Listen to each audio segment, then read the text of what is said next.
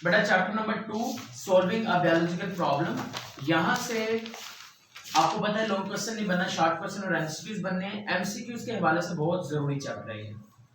पहला एमसीक्यूज बेटा बनेगा बायोलॉजिकल मेथड को कब इस्तेमाल किया गया। पेज नंबर 20 पे दूसरे पैसेज में देखिए, बायोलॉजिकल मेथड को साइंटिफिक रिसर्च में तकरीबन 500 सालों से इस्तेमाल किया जा रहा है।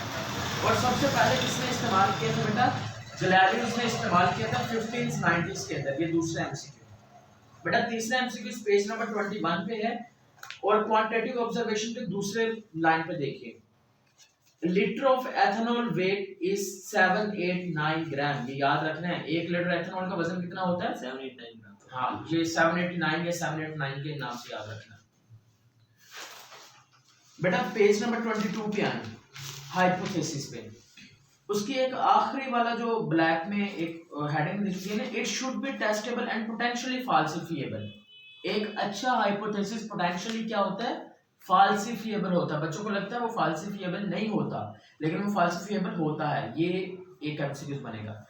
बेटा यहाँ पर एक लिख लो, डिडक्शन में रीजनिंग मेथड कहां पर इस्तेमाल करना है? डिडक्शन बनाने में। रीजनिंग मेथड कहां पर इस्तेमाल होगा? डिडक्शन बनाने में। रीजनिंग मेथड यहाँ पे नहीं है, आप लिख लो कि रीजनिंग मेथड यहाँ पे इस्तेमाल करते हैं। इफ और देन कहां पर इस्तेमाल होगा? ये भी डिडक्शन में होगा। लॉजिकल रिजल्ट भी डिडक्शन में है। एक्सपेरिमेंट पे आ जाए बेटा, यहां से एमसीक्यू पहली लाइन पे बनेगा, the most basic step of biological method is experimentation.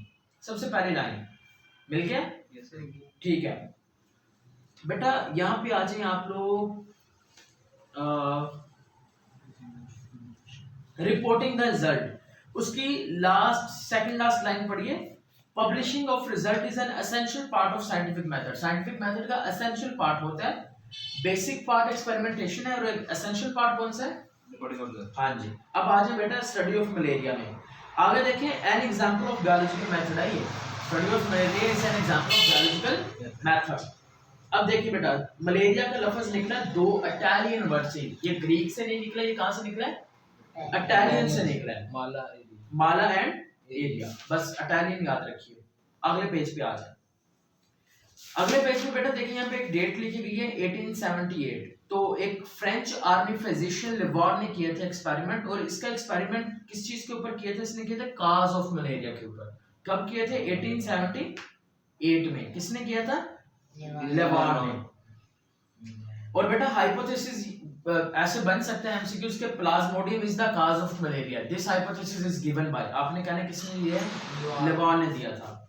Okay, अब आ जाए बेटा नीचे, प्लाज्मोडियम का सब्जेक्ट। हाँ जी बेटा, पेज नंबर 24 के आखिरी पैसेज की फर्स्ट से दूसरी लाइन देखिए, वहां पे लिखेगा 7 आउट ऑफ 100, यानी कि 100 लोगों में से कितने ऐसे लोग थे जिनके अंदर प्लाज्मोडियम था? हाँ जी, पेज नंबर 24 आखिरी पैराग्राफ और उसकी बेटा दूसरी लाइन देखिए, सेकंड लाइन देखिए।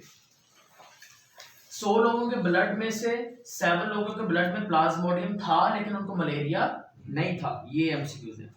आगे आ जाए, एएफए किंग ने ऑब्जर्वेशंस कब किए थे? 1883 में। कितने किए थे? 20 ऑब्जर्वेशन। और ऊपर वाली लाइन पे देखिए, उसका बेटा जो मेन पर्पस था वो ये था कि how plasmodium gets into blood of man. ये लिखा हुआ है इधर देखो, इसने किया था how plasmodium gets into the blood of man.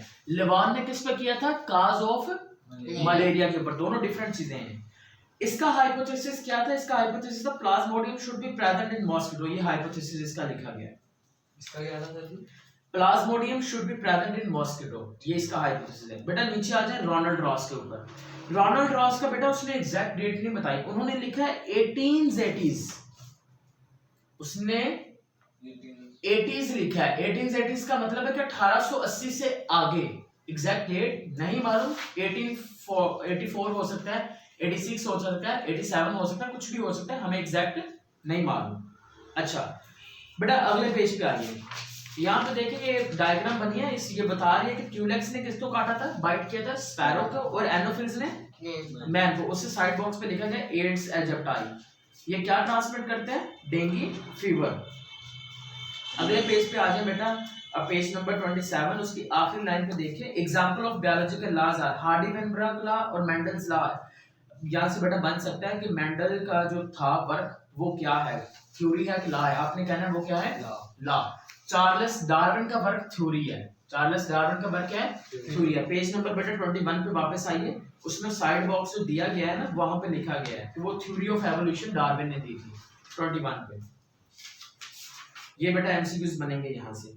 इसके एक्सरसाइज वाला एमसीक्यूज कोई खास इतना इंपॉर्टेंट नहीं है कोई भी, सिवाय एमसीक्यूज इसका भी 7 के, लेकिन इतने बड़े बड़े स्टेटमेंट वाले एमसीक्यूज नहीं आते। अब शॉर्ट क्वेश्चन की बात करते हैं। पहला शॉर्ट क्वेश्चन बेटा biological method with example, define biological method with example. दूसरा short question biological problem, heading है ना रिकॉग्निशन ऑफ बायोलॉजिकल प्रॉब्लम, उसकी दूसरी लाइन पे देखिए biological problem is a question related to living organism. Biological problem ये वाला नीचे बनेगा बेटा शॉर्ट क्वेश्चन बनेगा differentiate between qualitative and quantitative observation. आगे शॉर्ट क्वेश्चन बनेगा हाइपोथेसिस क्या होता है और एक अच्छी हाइपोथेसिस की खुसूसियात क्या होती है, अगले पेज पे।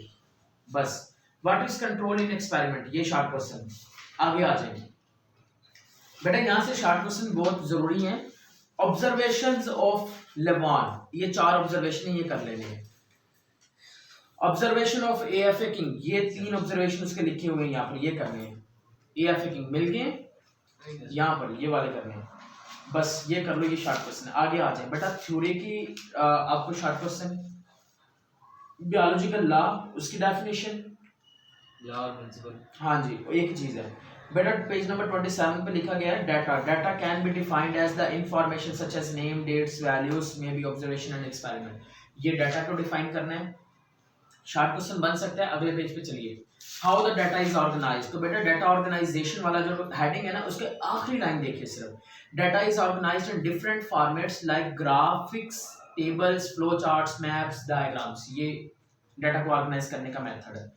और एंड में बेटा आपके पास एक आखिरी डेफिनेशन बायो इन्फॉर्मेटिक्स, और आखिरी लाइन आपने कर लेंगे bioinformatics refer to the computational and statistical techniques for the analysis of biological data. मिल गया, वो आपका आखिरी शॉर्ट क्वेश्चन है। बस यही आपके शॉर्ट क्वेश्चन है, यही एमसीक्यू है, ये आप कर लोगे और ये वाले लॉन्ग क्वेश्चन कर लोगे, आपका पेपर सोल्व हो जाएगा, बोर्ड वाला भी और यहाँ वाले भी।